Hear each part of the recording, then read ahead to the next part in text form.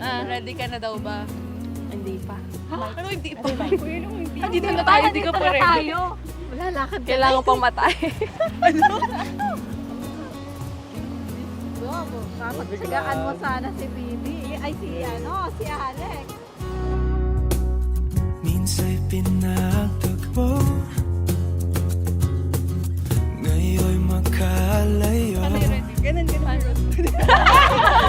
Bumati kapag tatlo, sundin lang ang puso. Di kailangang pilitin, mas kailangang pilitin. Tayo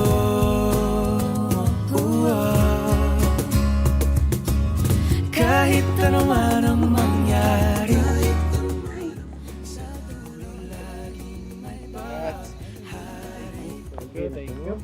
Magkaiba man Tiga na.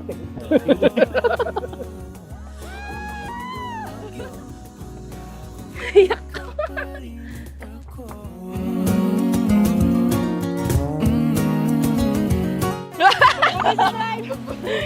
Paano bubugin? Una sa lahat, nagpapasalamat ako sa Lord dahil binigay ka niya sa akin. You are my better half, my partner, and my best friend. Alam ko na pinagtagpo niya tayo dahil meron siyang magandang plano para sa akin at yun ay ang maging asawa mo. Alex, sa bawat araw na ito, pinapangako ko na mamahalin kita ng buong puso. Sa hirap at ginhawa, sa bawat araw ng ating buhay. Hindi man ako laging maraming sinasabi, pero sa bawat kilos ko, ipapakita ko ang pagmamahal ko sa'yo. Kahit ano man ang mangyari, sa dulo laging may bahari. Magkaiba man ang mundo,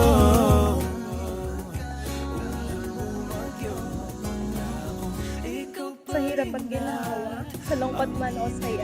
Hanggang ngayon, hindi pa rin ako makapaniwala na nandito na tayo sa harap ng altar. Kasi ito yung pangarap ko.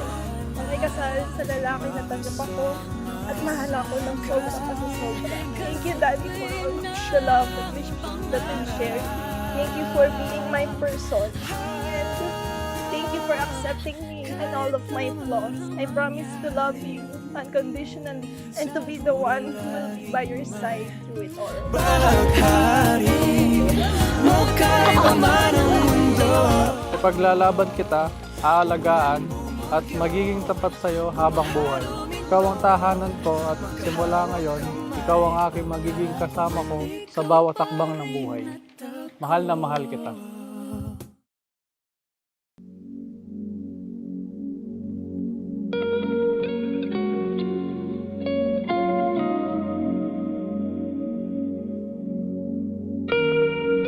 Thank you, Lord. Tuloy na yung kasal. Nanaka. Mga dita mo, Lord, please, ang pusana mo ran. Key number one is to give your 100%. Marami nagkamali sa pag-asawa. Akala nila pag-asawa ay 50-50. Diba kaya nga tawag natin sa asawa natin, di ba kabiyak? Dapat po, you give your 100%. Ang sabi ng Bible, ang dalawa ay magiging isa. Diba mathematically speaking, di ba po dapat po 50% o 1 plus 1 half equals 1. So sa Bible, 1 plus 1 is equals 1. So meaning to say, ang bawat individual na papasok sa pag-asawa, you will give not your 50%, but your 100%. dito ka lang.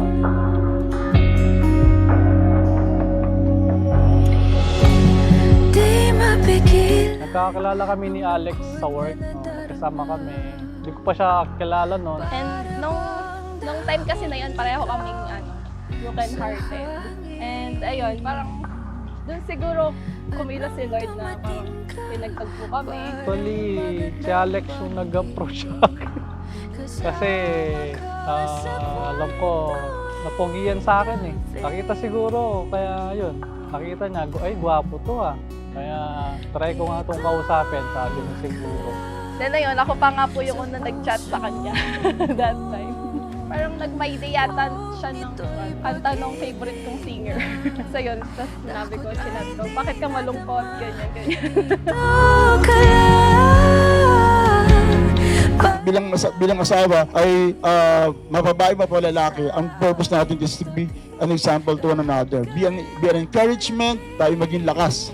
Maging good example, especially when it comes sa ating pananampalataya sa Panginoon. Ay ibibigay ko kahit nasaktan, ika'y pupuntahan kahit saan ka man. Na-inlove ako sa kanya na kaya kong ibigay yung buhay ko para sa kanya and yung commitment ko sa kanya lang. Saka parang na-realize ko na sa lahat ng mga pinagdaanan ko na mga heartbreak, si Lord siya yung naggumawa ng way para mapagtagpo kami. Dahil parang di na kaya, mamahalin pa rin kita, dito ka lang. Nakita ko sa kanya, sobrang bait niya, sobrang maalaga. Talagang lagi siya nag-aalala sa akin. Tapos ang bait-bait niya. Masipag magtrabaho. Tapos nakita ko siya, pang wife material na siya. Kaya pinakasalan ko na siya.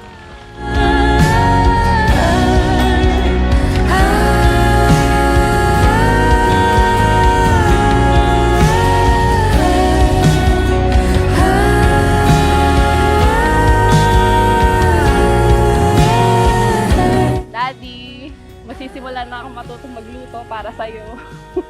Kahit na pritong itlog lang at saka pansit-canton lang alam kong lutuin. Ayun, I can't wait to live my life with you and to build our own family.